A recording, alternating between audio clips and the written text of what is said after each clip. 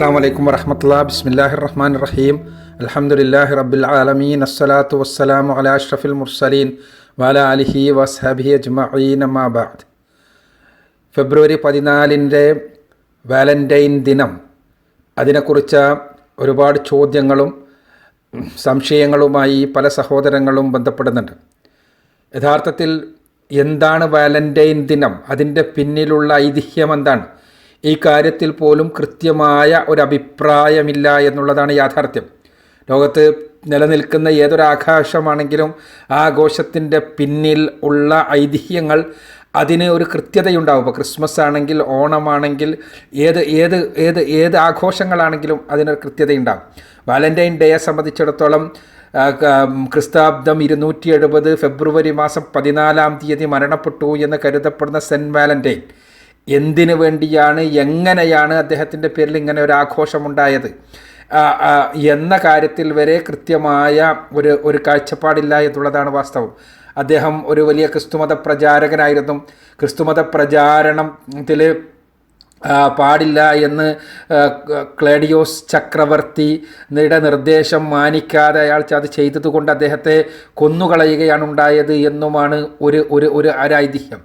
അതേപോലെ തന്നെ അതല്ല, അദ്ദേഹം ഈ രാജാവ് ചക്രവർത്തി തൻ്റെ പടയാളികൾ അവർ വിവാഹബന്ധത്തിൽ ഏർപ്പെട്ടാൽ പട നയിക്കുവാൻ, യുദ്ധരംഗത്ത് ശക്തമായി നിലനിൽക്കുവാൻ അവർക്ക് കഴിയില്ല എന്നുള്ളതുകൊണ്ട് പടയാളികളെ വിവാഹത്തിൽ നിന്ന് തടഞ്ഞു നിർത്തിയിരുന്നെന്നും അങ്ങനെ തടഞ്ഞു നിർത്തിയ പടയാളികളെ സ്വകാര്യമായി ചർച്ചിൽ വെച്ച് വിവാഹത്തിന് പ്രേരിപ്പിക്കുകയും വിവാഹ കർമ്മം ചെയ്തു കൊടുക്കുകയും ചെയ്യുകയായിരുന്നു വാലന്റൈൻ വിശുദ്ധൻ ചെയ്തിരുന്നത് എന്നും, അങ്ങനെ അദ്ദേഹം പിടിക്കപ്പെടുകയും രാജാവിൻ്റെ കിങ്കരന്മാർ അദ്ദേഹത്തെ ജയിലിൽ പാർപ്പിക്കുകയും ചെയ്തതും, ആ ജയിലിൽ വെച്ച് ജയിൽ വാർഡൻ്റെ മകളുടെ അസുഖം മാറ്റിക്കൊടുക്കുകയും യേശുക്രിസ്തുവിൻ്റെ നാമത്തിൽ മാറ്റിക്കൊടുത്തു എന്നാണ് കാത്തലിക് എൻസൈക്ലോപീഡിയ പറയുന്നത്.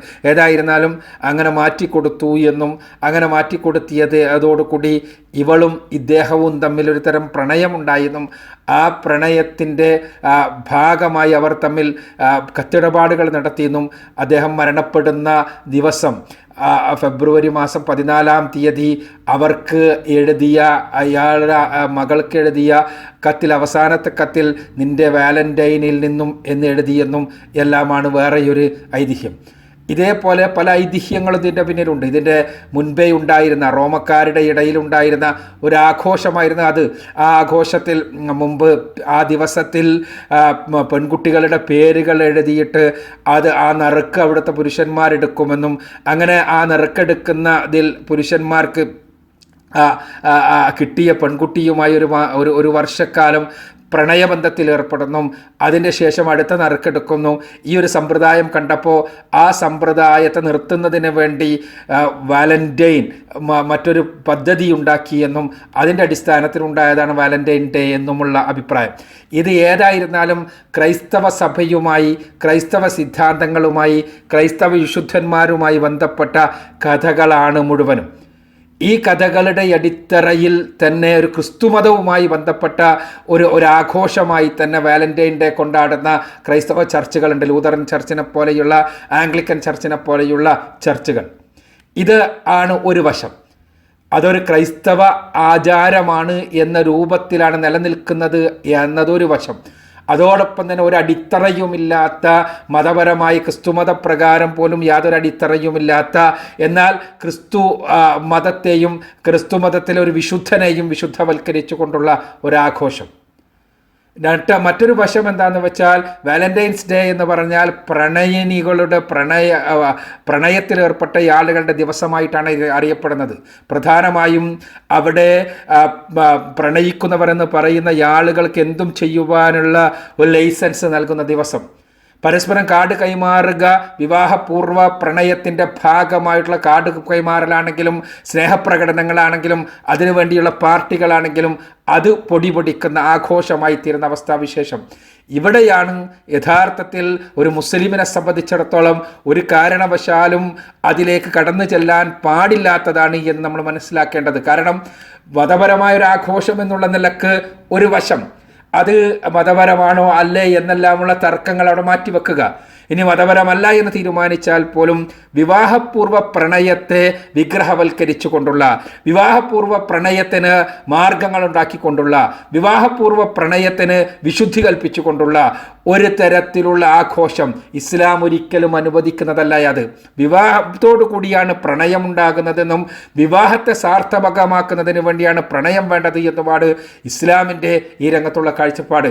യഥാർത്ഥത്തിൽ മനുഷ്യരെ ഇണകളായി സൃഷ്ടിച്ചതിന് പിന്നിൽ തന്നെയുള്ള വലിയ സിദ്ധാന്തമായി, വലിയ തത്വമായി അള്ളാഹു പറയുന്നത് ومن آياته أن خلق لكم من أنفسكم أزواجا لتسكنوا إليها وجعل بينكم مودة ورحمة എന്നാണ്.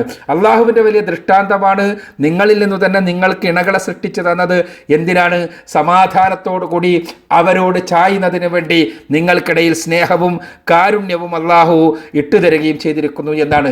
സ്നേഹകാരുണ്യങ്ങളുടെ പ്രകടനമാണ് യഥാർത്ഥത്തിൽ ഇണകൾ തമ്മിലുള്ള ജീവിതത്തിൽ ഉണ്ടാകേണ്ടത്. ആ സ്നേഹകാരുണ്യങ്ങളുടെ പ്രകടനം പൂർണ്ണമാകണമെങ്കിൽ വിവാഹബന്ധത്തിലൂടെയുള്ള സ്നേഹകാരുണ്യങ്ങളുടെ പ്രകടനമാണ് ഉണ്ടാകേണ്ടത്, സ്നേഹപ്രകടനമാണ് ഉണ്ടാകേണ്ടത്. അതല്ലാതെ വിവാഹത്തിന് മുൻപുള്ള ഒരു പ്രേമപ്രകടനം ഇസ്ലാം അനുവദിച്ചതല്ല. അവിടെ വിവാഹത്തിന് മുൻപ് ഒരു വിവാഹം ആലോചിക്കുന്ന ഒരു പുരുഷന് ഒരു പെൺകുട്ടിയെ കണ്ട് ഇഷ്ടപ്പെടാം, പെൺകുട്ടിക്ക് പുരുഷനെ കണ്ടും ഇഷ്ടപ്പെടാം. അത് ഇസ്ലാം എതിർത്തിട്ടില്ല. പക്ഷേ ഇഷ്ടപ്പെട്ട് കഴിഞ്ഞാൽ അത് ആൺകുട്ടിക്ക് പെൺകുട്ടിയെ കണ്ടുകൊണ്ടാണ് ഇഷ്ടപ്പെടുന്നതെങ്കിൽ പെണ്ണിൻ്റെ രക്ഷാകർത്താക്കളോട് ആവശ്യപ്പെടുകയും അവളെ വിവാഹം ചെയ്ത് തരുവാൻ വേണ്ടിയുള്ള സംവിധാനങ്ങൾ ഉണ്ടാക്കുകയും ആ വിവാഹം നടന്നതിന് ശേഷം അവളെ പൂർണ്ണമായും പ്രണയിക്കുകയും ചെയ്യുക. എല്ലാ ദിവസവും വാലന്റൈൻസ് ഡേ ആക്കുക, അതല്ലെങ്കിൽ എല്ലാ ദിവസവും പ്രണയ ദിവസങ്ങളാക്കുക, പ്രണയത്തിൻ്റെ ഓരോ ദിവസങ്ങളും വ്യത്യസ്തമാക്കുക എന്നെല്ലാമാണ് റസൂലുള്ളാഹി സ്വല്ലല്ലാഹു അലൈഹി വസല്ലം പഠിപ്പിച്ചത്. അതേപോലെ തന്നെ ഒരു പെൺകുട്ടിക്ക് ആൺകുട്ടിയെ കണ്ട് ഇഷ്ടം തോന്നിയാൽ ഇക്കാര്യം തൻ്റെ മാതാപിതാക്കളെ അറിയിക്കുകയും അവർ അന്വേഷിക്കുകയും അവൾക്ക് വിവാഹം ചെയ്തു കൊടുക്കാൻ പറ്റിയ ആളാണെങ്കിൽ തീർച്ചയായും അവർ അതിനു വേണ്ടിയുള്ള സംവിധാനങ്ങൾ ഉണ്ടാക്കുകയും ചെയ്യുക. അതിനുശേഷം ആ വിവാഹത്തിന് ശേഷം നിക്കാഹ് കഴിഞ്ഞതിന് ശേഷം സ്നേഹത്തിൻ്റെ വിവിധ രൂപങ്ങൾ അവൻ്റെ മുന്നിൽ പ്രദർശിപ്പിക്കുകയും അവനെ തന്നിലേക്ക് ആവാഹിച്ചെടുക്കുകയും തിരിച്ച് അവനു വേണ്ടി അവളെ സമർപ്പിക്കുകയും ചെയ്യുക എന്നുള്ളതാണ് ഇസ്ലാം പഠിപ്പിക്കുന്നത്. ഇവിടെ വിവാഹത്തിന് മുൻപുള്ള പ്രണയത്തെയോ ആ പ്രണയവുമായി ബന്ധപ്പെട്ട ആഘോഷങ്ങളെയോ അതിൻ്റെ ആ ആഘോഷങ്ങളെ വിഗ്രഹവൽക്കരിച്ചുകൊണ്ട് നടത്തുന്ന ആചാരങ്ങളെയോ ഒന്നും ഇസ്ലാം അനുവദിക്കുന്നില്ല എന്ന് നമ്മൾ മനസ്സിലാക്കുക. ഒരു കാരണവശാലും നമ്മുടെ യുവാക്കൾ അത്തരം വൃത്തികേടുകളുടെ പിന്നിൽ പോയിക്കൂടാ. ഒന്നാമതായി ഇസ്ലാമുമായി ഒരു ബന്ധവുമില്ലാത്ത ക്രൈസ്തവ സിദ്ധാന്തത്തിൽ അധിഷ്ഠിതമായ ക്രൈസ്തവ തത്വങ്ങളിൽ അധിഷ്ഠിതമായ ഒരു ആഘോഷം. രണ്ടാമതായി ഇസ്ലാം വെറുത്തിട്ടുള്ള വ്യഭിചാരത്തിലേക്ക് മനുഷ്യരെ നയിക്കുന്ന, യുവാക്കളെ നയിക്കുന്ന വൃത്തികേടുകളുടെ ആഘോഷം. ഈ രണ്ട് തലങ്ങൾ വെച്ചുകൊണ്ട് ഇത്തരം ആഘോഷങ്ങളുമായി ഒരിക്കലും സഹകരിച്ചുകൂടാ, ഒരിക്കലും അത്തരം ആഘോഷങ്ങളിൽ പങ്കെടുത്തുകൂടാ.